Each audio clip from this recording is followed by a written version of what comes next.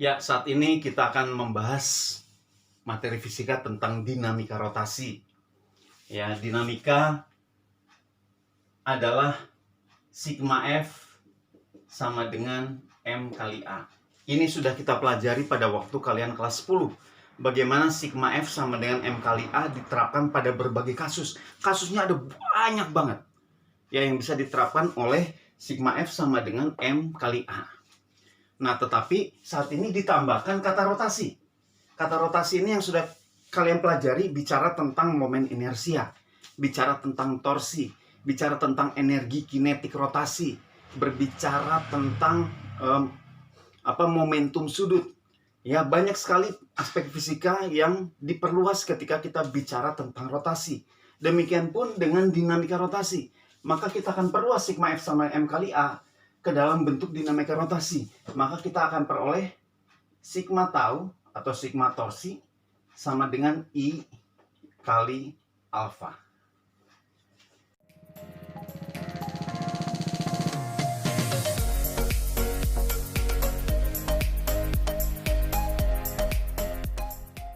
Dimana kalian sudah tahu bahwa torsi, tau itu adalah torsi, satuannya Newton meter.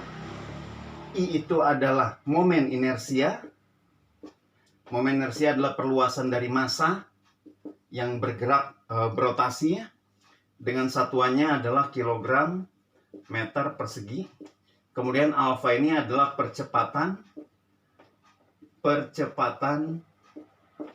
sudut yang satuannya adalah radian per second kuadrat. Ya, kita akan membahas contoh-contoh soal bagaimana kita menerapkan sigma tau sama dengan I kali alfa.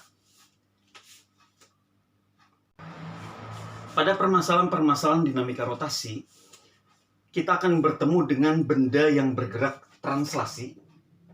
Ya, benda bergerak translasi. Ketika benda bergerak translasi, maka kita terapkan sigma F sama dengan M kali A.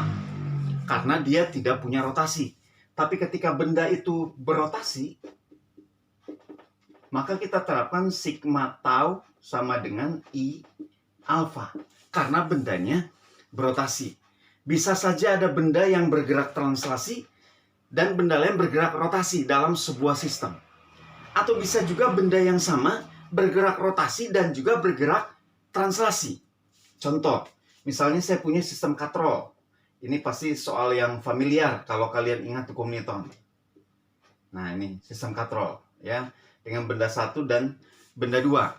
Pada sistem katrol ini, ketika benda satu naik ke atas, benda dua turun ke bawah.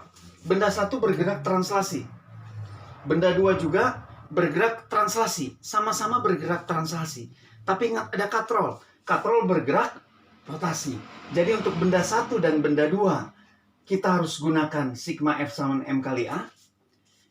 Untuk katrol, kita gunakan sigma torsi sama dengan I alfa.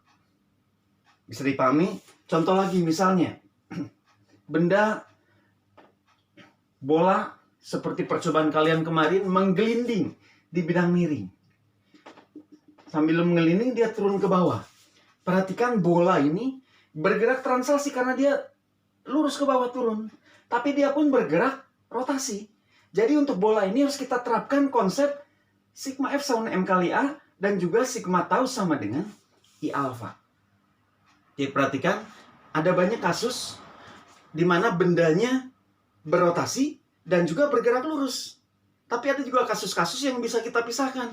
Benda ini bergerak lurus, benda ini bergerak rotasi. Nah, jadi kedua konsep rumus ini harus kita terapkan secara berkesinambungan. Kita terapkan secara simultan untuk menyelesaikan sistem-sistem yang ada. Oke, Bapak akan hapus dulu supaya kita bisa lanjut dengan mencoba contoh-contoh soal.